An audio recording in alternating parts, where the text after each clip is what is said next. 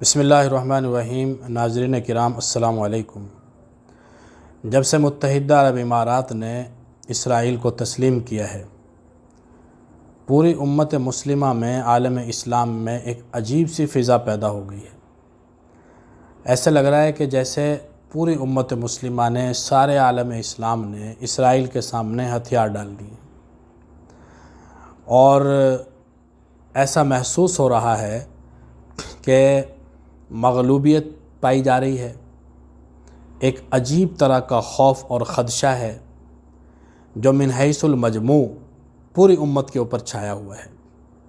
سمجھ میں یہ بات نہیں آتی کہ ایک اتنا سا اسرائیل، جس کا جو اپنے وجود میں امریکہ کا محتاج ہے، جو امریکہ کی ایک چھاؤنی اور کالونی سے زیادہ حیثیت نہیں رکھتا، چاہے اس نے کتنی ہی ترقی کر لی ہو، سائنسی میدان میں چاہے وہ کتنا ہی آگے ہو، لیکن بہرحال کوئی مافوق الفطرت طاقت اس کے پاس نہیں آ گئی ہے۔ ایک بزدل قوم ہے، تاریخ انسانی کی دھتکاری ہوئی قوم ہے، دنیا کا سب سے قدیم مذہب ہونے کے باوجود ایک چھوٹے سے خطے کے اوپر جبراً قابض ہیں۔ اگر ان کا کوئی کردار ہوتا، ان کی کوئی حیثیت ہوتی، انسانیت کے اندر ان کا کوئی مقام ہوتا، تو جتنا قدیم یہ مذہب ہے اس اعتبار سے دنیا میں اب تک ان کی سب سے زیادہ آبادی، یا کم سے کم ان کے مذہب کا سب سے زیادہ غلبہ ہوتا۔ مسلمان دنیا میں سب سے کم عمر مذہب کے حامل ہیں، سب سے تھوڑی عمر ہے اسلام کی، اور اپنے قسم پرسی کے اس دور سے گزر رہا ہے کہ جو اس کے لیے بدترین دور ہے مسلمانوں کے لیے۔ سیاسی اعتبار سے، مغلوبیت کے اعتبار سے مسلمانوں کے لیے بدترین زمانہ ہے۔ اس کے باوجود الحمدللہ تقریباً 60 کے قریب اسلامی ممالک دنیا میں موجود ہیں۔ اس مغلوبیت کے دور میں، اس محرومی کے زمانے میں، اور جب غلبہ تھا اس وقت تو کیا ہی بات تھی کہ خلافت عثمانیہ تقریباً 3 بر اعظموں میں پھیلی ہوئی تھی۔ تو سوال یہ پیدا ہوتا ہے کہ اسرائیل کو اتنی بڑی طاقت کیوں سمجھ لیا گیا ہے؟ اس کے سامنے ہتھیار کیوں ڈال دیے گئے ہیں یا ڈالنے کی کوشش کی جا رہی ہے؟ پاکستان جیسا ملک جو پورے عالم اسلام کی آنکھ کا تارا ہے، سارے عالم اسلام کی امیدوں کا محور و مرکز ہے، اگر یہاں پر بھی ایسی باتیں ہونے لگیں گی کہ اسرائیل کو تسلیم کر لیا جائے، اور افتخار صاحب جیسے لوگ، ANP کا ایک ذمہ دار آدمی، اگر وہ یہ کہے گا کہ ہمیں غور و فکر کرنا چاہیے اور نظر ثانی کرنی چاہیے، اور اسرائیل کو تسلیم کرنے کے حوالے سے سوچ و بچار کرنی چاہیے، تو ظاہر بات ہے کہ یہ ایک آواز نہیں ہے۔ پاکستان میں اور بہت ساری ایسی آوازیں ہیں جو دبی ہوئی ہیں، یا چھپی ہوئی ہیں، یا ابھی کھل کے سامنے نہیں آئے ہیں۔ اگلے دنوں کے اندر سب کی زبانیں لمبی ہو جائیں گی، جیسے جیسے حالات مزید بدلیں گے ویسے ویسے ان کی بھی زبانیں لمبی ہو جائیں گی، وہ بھی میڈیا پہ آ جائیں گے، سوشل میڈیا پہ آ جائیں گے۔ یہ بات تو طے ہے کہ انشاءاللہ العزیز پاکستان کی سرزمین پر یہ گھناؤنا کھیل کبھی نہیں کھیلا جائے گا، اور نہ اسے پنپنے دیا جائے گا، اور نہ اس کی کوئی اجازت دے گا۔ چاہے مسلمان کٹ مر جائیں، شہادت کے مقام پر فائز ہو جائیں، لیکن یہ بات ممکن نہیں ہے کہ پاکستان ملک ہونے کی حیثیت سے اسرائیل کو تسلیم کر لے، افراد تسلیم کر لیں۔ وہ بہت سنبی بھی کیا ہوا ہے، بہت سارے ایسے لوگ ہیں کہ جو پہلے سے تسلیم کیے بیٹھے ہیں، لیکن جس قوم کو اللہ کے نبی نے اپنے دیار سے دھتکار دیا تھا، دنیا سے جانے سے پہلے وصیت فرما دی تھی کہ ان کو یہاں سے نکال دیا جائے، عمر فاروق رضی اللہ تعالیٰ عنہ نے جن کو اپنے زمانہ خلافت میں عملی جامہ پہنایا، اور ان کو نبی کریم صلی اللہ علیہ وسلم کی وصیت کی روشنی میں کہ اخرج الیہود والنصارى من جزیرۃ العرب، عرب سے نکال دیا تھا، آج انہی دھتکارے ہوئے ذلیل و خوار لوگوں کو پھر سے ان ممالک میں جگہ دینے کی کوشش کی جا رہی ہے۔ عرب ممالک اگر ایسا کرتے ہیں تو کوئی زیادہ تعجب کی بات نہیں ہے، اور اسرائیل کا اصل نشانہ عرب ممالک ہے بھی نہیں، اسے متحدہ عرب امارات سے کوئی سروکار نہیں ہے، اور شاید اسے دیگر چھوٹے چھوٹے اسلامی ممالک سے بھی کوئی سروکار نہیں ہے۔ اس کو جو تکلیف ہے وہ دراصل پاکستان سے ہے۔ وہ پاکستان کے زیادہ سے زیادہ قریب پہنچ کر پاکستان کو نشانہ بنانا چاہتا ہے، لیکن اس کی یہ بھول ہے، جیسے اس کے بڑوں کی بھول تھی۔ اس کے بڑے بنو قینقاع والے وہ کہا کرتے تھے نبی کریم صلی اللہ علیہ وسلم سے کہ آپ کا پالا نہیں پڑا مردان جنگ سے، جب آپ مردان جنگ سے ٹکرائیں گے تو آپ کو پتہ چلے گا۔ تو حضور صلی اللہ علیہ وسلم نے جب محاصرہ کیا، 15 دن بھی محاصرہ برداشت نہیں کر سکے، ہتھیار ڈال دیے، اللہ تعالیٰ نے دلوں پر رعب طاری کر دی۔ اگر ہم دفاعی پوزیشن میں رہیں گے اسرائیل آگے بڑھتا رہے گا، اگر اقدامی پوزیشن کے اندر آئیں گے تو اس کی جرأت اور ہمت جواب دے جائے گی، اس کے اندر حوصلہ نہیں۔ یہ اندر سے ٹوٹے ہوئے بکھرے ہوئے لوگ ہیں، لیکن ہم چونکہ ان سے بھی زیادہ بکھر گئے ہیں، شاید ان سے بھی زیادہ ٹوٹ گئے ہیں، اور چند ٹکوں کی خاطر، تھوڑے سے مفاد کی خاطر جب ہم ان کے سامنے ہتھیار ڈال دیں گے تو ظاہر بات ہے کہ ان کی جرأت اور ہمت تو بہت زیادہ بڑھ جائے گی۔ اور پھر عجیب بات ہے کہ پاکستان آج تک شاید یہی طے نہیں کر سکا کہ ہم نظریے کی بنیاد پر زندہ ہیں یا معیشت کی بنیاد پر۔ ہمارا اصل نظریہ ہے، ہماری بنیاد ہمارا نظریہ ہے، یا اور ممالک کی طرح ہم نے بھی اپنے ملک کی بقا مضبوط معیشت کو ہی سمجھا ہوا ہے۔ اگر تو بات نظریے کی ہے پھر معیشت کو نہیں دیکھا جاتا۔ نظریے کی بنیاد پر انسان مر جائے، کٹ جائے، برباد ہو جائے، سارا ملک چلا جائے، سب کچھ چھن جائے، کوئی پرواہ نہیں ہوتی کہ ہمارا نظریہ ہے، وہ نظریہ بچنا چاہیے، چاہے سارا ملک چلا جائے، جانیں چلی جائیں، عزت چلی جائے، مال و جائیداد لٹ جائے، جو مرضی ہو جائے، نظریہ بچنا چاہیے۔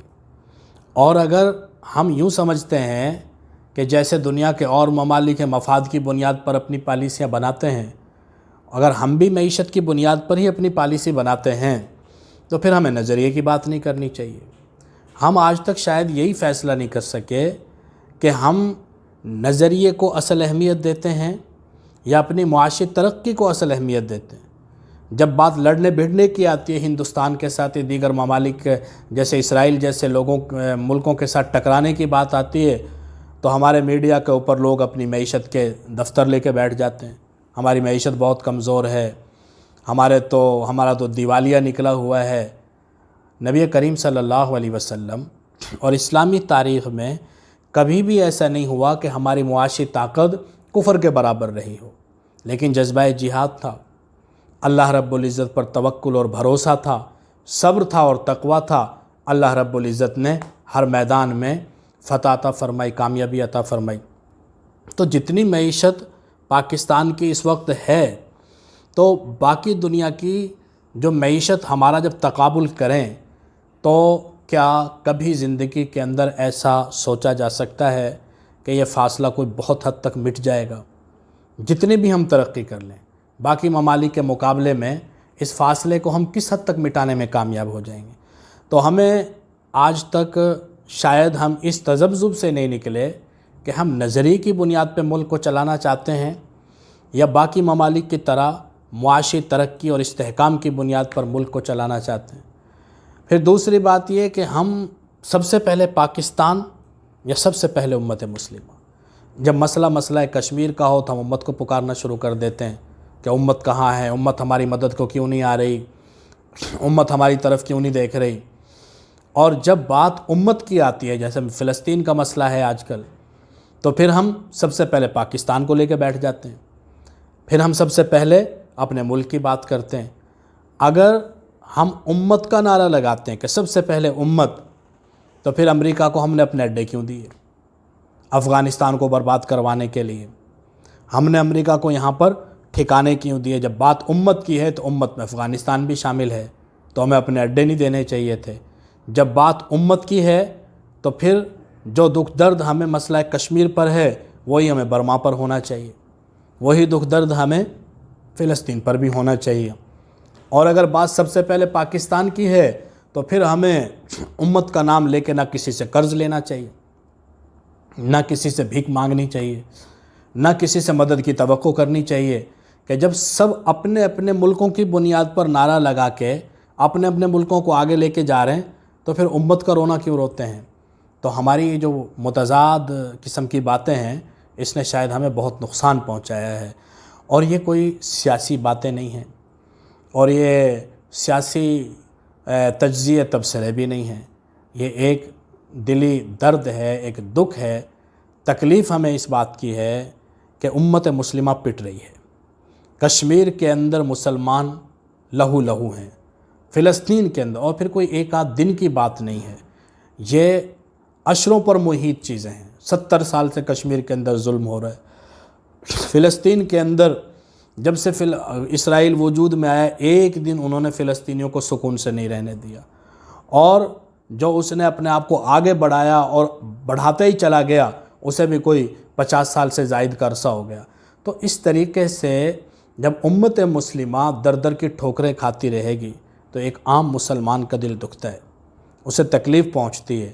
ہم الحمدللہ ایٹمی طاقت ہے، پاکستان ایٹمی طاقت ہے، تو ساری اسلامی دنیا پاکستان کی طرف دیکھ رہی ہے، ہمیں کسی کی طرف نہیں دیکھنا، ہمیں تو خود آگے بڑھنا ہے۔ اور الحمدللہ 20-22 کروڑ مسلمان ہیں اس ملک میں رہنے والے، ان کا ایمان ہے، ان کا یقین ہے اللہ رب العزت کی ذات پر، اور اللہ رب العزت نے ایٹمی طاقت بنایا ہے، ایک دنیا کی بہترین قسم کی فوج ہمارے پاس ہے۔ جب ایمان کے نام پر، ایمان کی بنیاد پر، اللہ پر بھروسہ کر کے، توکل کر کے طالبان افغانستان کے اندر کھڑے ہو گئے امریکہ کے خلاف، اور نیٹو افواج کے خلاف اللہ تعالیٰ نے کامیابی عطا فرمائی۔ بہت سارے لوگ وہ ہیں جو کہتے ہیں کہ طالبان تو اس لیے کامیاب ہو گئے، گوریلا وار انہوں نے لڑی، کہ وہ تو افغانستان کا علاقہ پہاڑی علاقہ ہے اور وہاں گوریلا وار لڑنا آسان ہے، پاکستان جیسے ملک میں یہ کام بہت مشکل ہے، پاکستان جیسا ملک، ایسے ملک میں ایسی جنگیں نہیں لڑی جا سکتی۔ پہلی بات تو یہ ہے کہ ہمارے اوپر کسی نے الحمدللہ قبضہ نہیں کیا ہوا۔ دوسری بات یہ ہے کہ افغانستان کے حالات سے ہمارا کوئی تقابل نہیں بنتا، ایک مضبوط فوج ہے، ایٹمی طاقت ہے، الحمدللہ دنیا جہان کا بہترین قسم کا اسلحہ موجود ہے، تو ایسی حالت میں تقابل نہیں بنتا۔ لیکن فرض کر لیں کہ اگر افغانستان کے طالبان کو ایسا ملک دے دیا جاتا جیسا پاکستان ہے اور اتنے وسائل ان کے پاس ہوتے، تو کیا خیال ہے، اس بات کیا خیال ہے کہ امریکہ کیا 18 سال بھی ان کے ساتھ لڑ سکتا تھا؟ بات ایمان کی ہے، بات یقین کی ہے۔